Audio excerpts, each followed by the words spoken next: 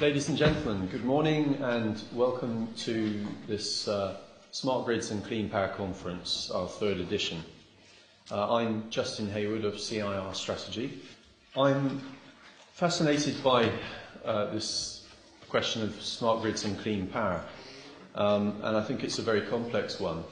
But I'd like just to hand over to my colleague Mike McCreary to introduce the chairman and the rest of the day. Thanks very much.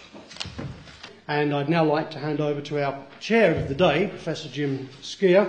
Jim is the Research Director at the UKERC and will be responsible for keeping the delegates and the speakers under control. So with no more ado, Jim. Okay, thanks very much, and good morning, ladies and gentlemen, and thanks to the organisers for inviting me to chair this day. As I say, I've got two roles. My main role is Research Director of the UK Energy Research Centre, which takes a systems approach to UK energy futures and is also charged with trying to facilitate all of the university-based energy research in the UK. I should say the other hat that I wear is I'm a member of the Committee on Climate Change that produces challenging recommendations on carbon budgets for the government, which is an interesting issue.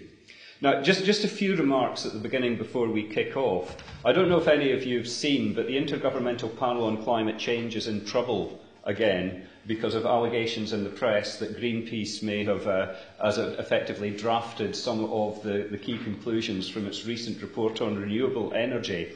Now, I was able to see all the drafts of that report as it went through, and one of the chapters in its earlier draft contained this very interesting footnote, and this is how it went.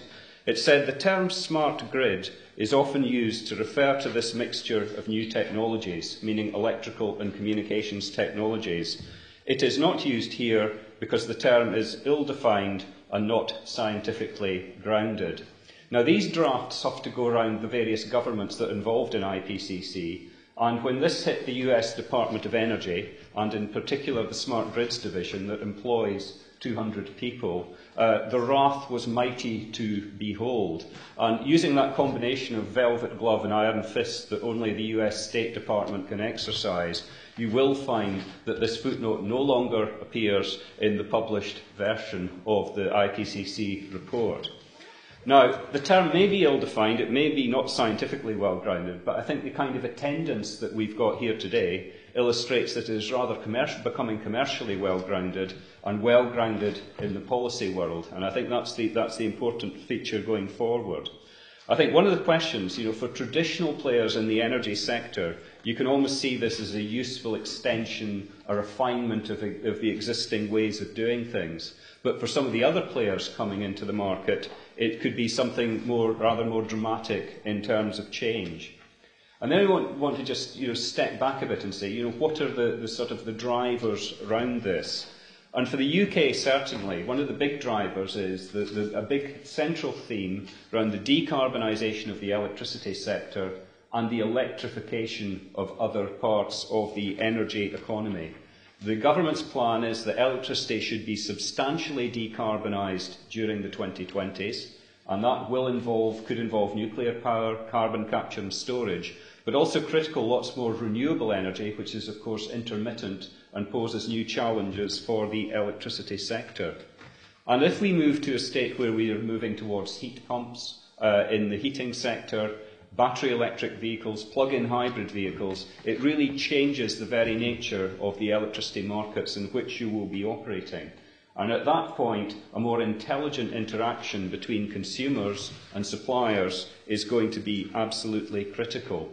And I should say it's not just climate change policy that needs to drive this, especially if you look to the US. The question of security of supply is critical.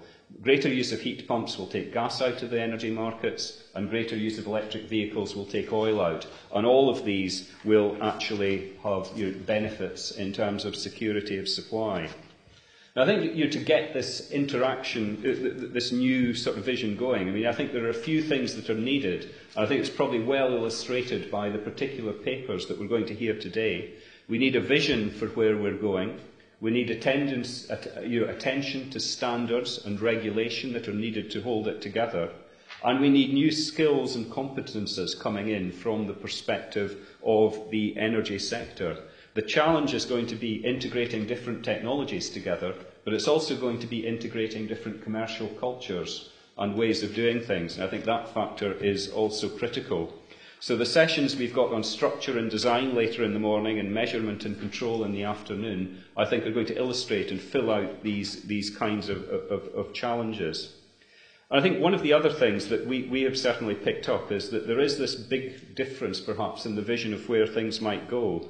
Is it just giving consumers better information and more displays, or is it about creating more possibilities which will form a kind of innovation playground, a place where really new ideas about business services can emerge? And I think one other factor I'd flag up is the issue. There's going to be a global market in these technologies, and what we do in individual countries will affect the capacity to be players in these wider global markets.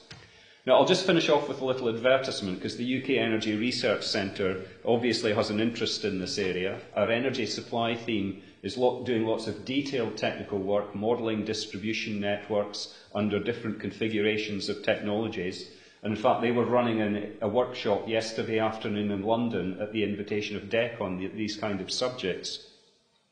But we've also issued a call for proposals, which is now closed, on a new project which would be looking at the social, policy and technical issues and how they interact, developing different scenarios for the way in which smart grids might evolve in the UK. So we have a lot of interest in the topic, and I think this debate is going to run for a very long time. And there are some critical decisions looming, I think, in the UK, but I doubt very much whether that closes the debate essentially forever.